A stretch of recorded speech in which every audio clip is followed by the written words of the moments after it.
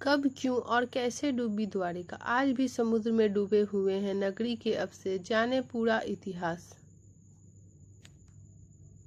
कृष्ण की नगरी द्वारिका महाभारत युद्ध के 36 वर्ष पश्चात समुद्र में डूब जाती है।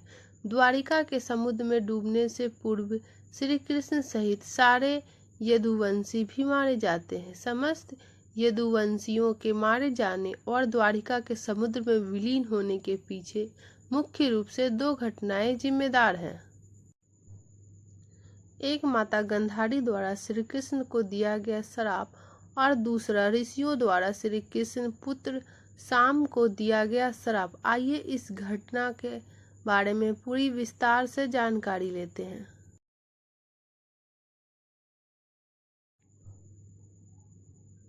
महाभारत युद्ध की समाप्ति के बाद जब युधिष्ठिर का राज तिलक हो रहा था, तब कौरव की माता गांधारी ने महाभारत युद्ध के लिए श्री कृष्ण को दोषी ठहराते हुए श्राप दिया। जिस प्रकार कौरव वंश का नाश हुआ है, ठीक उसी प्रकार यदु वंश का भी नाश होवेगा। महाभारत युद्ध के बाद जब 36वां वर्ष आरंभ हुआ तो तरह तरह के अपशकुन होने लगे। एक दिन महर्षि विश्वामित्र, कण्व, देवर्षि नारद आदि द्वारका गए। वहां यादव कुल के कुछ नवयुवकों ने उनके साथ परिहास मजाक करने का सोचा। श्री कृष्ण के पुत्र शाम को स्त्री वेश में ऋषियों के पास ले गया और कहा कि ये स्त्री गर्भवती है, इसके गर्भ से क्या उत्पन्न होगा। ऋषियों ने जब देखा कि यह युवक हमारा अपमान कर रहा है, तो क्रोधित होकर उन्होंने श्राप दिया कि श्री कृष्ण का यह पुत्र वृष्णि और अंधकवंशी पुरुषों का नाश करने के लिए एक लौह का मूसल उत्पन्न करेगा।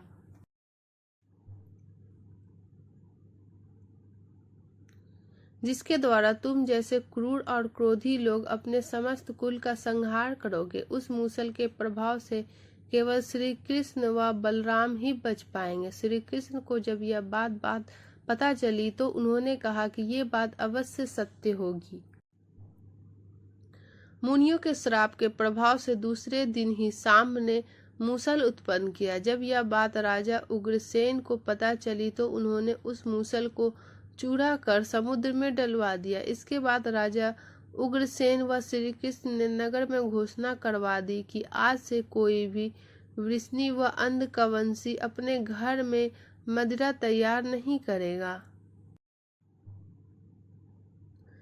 यदि कोई भी व्यक्ति छिपकर मदिरा तैयार करेगा, उसे मृत्युदंड दिया जाएगा। घोषणा सुनकर द्वारकावासी ने मदिरा नहीं बनाने का निश्चय किया। द्वारिका में होने लगे थे भयंकर अपशकुन।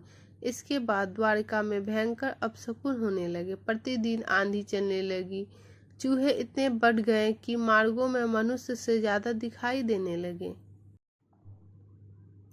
वे रात में सोए हुए मनुष्य के बाल और नाखून कुतरकर खा जाया करते थे। सारस, उल्लुओं की और बकरे गीदड़ों की आवाज निकलने लगे। गायों के पेट से गधे, कुत्तियों से बिलवा और नेवलियों से गर्भ से चूहे पैदा होने लगे। उस समय यदुवंशियों को पाप करते शर्म नहीं आती थी। जब श्री कृष्ण ने नगर में होते इन अपशकुनों को देखा तो उन्होंने सोचा कि कौरवों की माता गांधारी का श्राप सत्य होने का समय आ गया है। इन अपशकुनों को देखकर तथा पक्ष के 13वें दिन अमावस्या का संयोग जानकर श्री कृष्ण काल की अवस्था में विचरण करने लगे। उन्होंने देखा कि इस समय वैसे ही योग बन रहा है। महाभारत के युद्ध के समय बना था। गांधारी के श्राप को सत्य करने के उद्देश्य से श्री कृष्ण ने यदुवंशियों को तीर्थ यात्रा कराने की आज्ञा दी। श्री कृष्ण की आज्ञा से सभी राजवंशी समुद्र के तट पर प्रभास तीर्थ आकर निवास करने लगे। प्रभास तीर्थ में रहते हुए एक दिन जब अंधक व वृष्णिवंशी आपस में बातें कर रहे थे, सात्विक ने आवेश में आकर कृतवर्मा का उपहास और अनादर कर दिया। कृतवर्मा ने भी कुछ ऐसे शब्द कहे कि सात्विक को क्रोध आ गया और उन्होंने कृतवर्मा का वध कर दिया। यह देखकर अंधक वंशियों ने सात्विक को घेर लिया और हमला कर दिया। सात्विक को अकेला देख श्री कृष्ण के पुत्र प्रद्युम्न उसे बचाने दौड़े। सात्विक और प्रद्युम्न अकेले ही अंधक वासियों से भिड़ गए, परंतु संख्या में अधिक होने के कारण वे अंधक वंशियों को पराजित नहीं कर पाए और अंत में उनके हाथों मारे गए। श्री कृष्ण ने अपने पुत्र और सात्विक की मृत्यु से क्रोधित होकर श्री कृष्ण ने एक मुट्ठी एरका घास उखाड़ ली। हाथ में आते ही वह घास वज्र के समान भयंकर लोहे का मूसल बन गई। उस मूसल से श्री कृष्ण ने सभी का वध करने लगे। जो कोई भी वह घास उखाड़ता वह भयंकर मूसल में बदल जाता। ऐसा ऋषियों के श्राप के कारण हुआ था। उस मूसलों के एक ही प्रहार से प्राण निकल जाते। उस समय काल के प्रभाव से अंधक, भोज, सिनी और वृष्णि वंश के वीर मूसलों से एक दूसरे का वध करने लगे। यदुवंशी भी आपस में लड़ते हुए मरने लगे। श्री कृष्ण के देखते ही देखते साम, चारु, देसन, अनिरुद्ध और गद की मृत्यु हो गई। फिर तो श्री कृष्ण और भी क्रोधित हो गए और उन्होंने शेष बचे सभी वीर का संहार कर डाला। अंत में केवल दारुक, श्री कृष्ण के सारथी ही शेष बचे थे। श्री कृष्ण ने दारुक से कहा कि तुम तुरंत हस्तिनापुर जाओ और अर्जुन को पूरी घटना बताकर द्वारका ले आओ। दारुक ने ऐसा ही किया। इसके बाद श्री कृष्ण ने बलराम को उसी स्थान पर रहने का कहकर द्वारका लौट आए। श्री कृष्ण ने द्वारका आकर श्री कृष्ण ने पूरी घटना अपने पिता वासुदेव जी को बता दी। यदुवंशियों के संहार की बात जानकर उन्हें भी बहुत दुख हुआ। श्री कृष्ण ने वासुदेव जी से कहा कि आप अर्जुन के आने तक स्त्रियों की रक्षा करें। इस समय बलराम जी वन में मेरी प्रतीक्षा कर रहे, मैं उससे मिलने जा रहा हूँ। जब श्री कृष्ण ने नगर में स्त्रियों का विलाप सुना तो उन्हें सांत्वना देते हुए कहा कि शीघ्र ही अर्जुन द्वारका आने वाले, वे तुम्हारी रक्षा करेंगे। यह कहकर श्री कृष्ण बलराम से मिलने चल पड़े।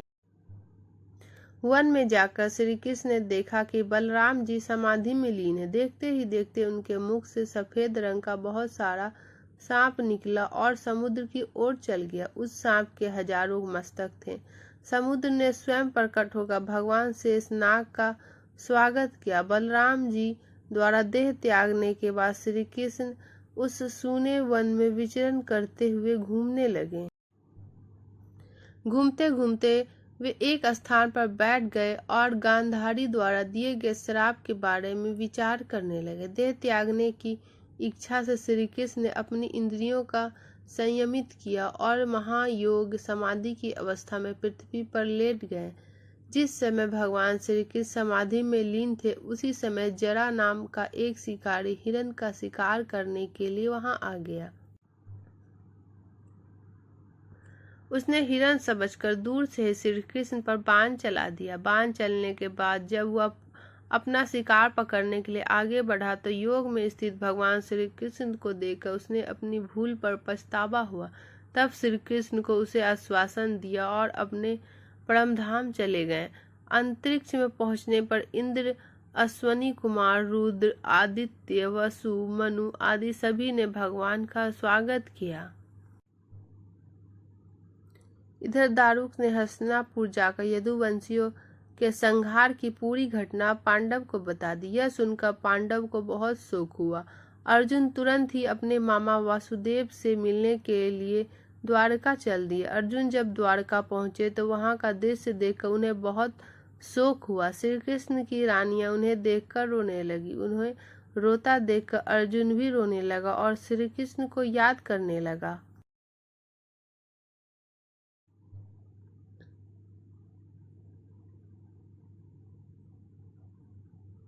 इसके बाद अर्जुन वासुदेव जी से मिले। अर्जुन को देखकर वासुदेव जी बिलक बिलक कर रोने लगे। वासुदेव जी ने अर्जुन को श्री कृष्ण का संदेश सुनाते हुए कहा कि द्वारका शीघ्र ही समुद्र में डूबने वाली है, अतः तुम सभी नगरवासियों को अपने साथ ले जाओ। अर्जुन अपने साथ ले गए श्री कृष्ण के परिजनों को।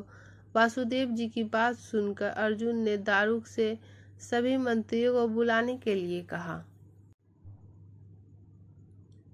मंत्रियों के आते ही अर्जुन ने कहा कि मैं सभी नगरवासियों को यहाँ से इंद्रप्रस्थ ले जाऊंगा, क्योंकि शीघ्र ही इस नगर को समुद्र डुबा देगी। अर्जुन ने मंत्रियों से कहा कि आज से 7वें दिन सभी लोग इंद्रप्रस्थ के लिए प्रस्थान करेंगे, इसलिए आप शीघ्र ही इसके लिए तैयारी शुरू कर दें। सभी मंत्री तुरंत अर्जुन की आज्ञा के पालन में जुट गए। अर्जुन ने वह रात श्री कृष्ण के महल में ही बिताई।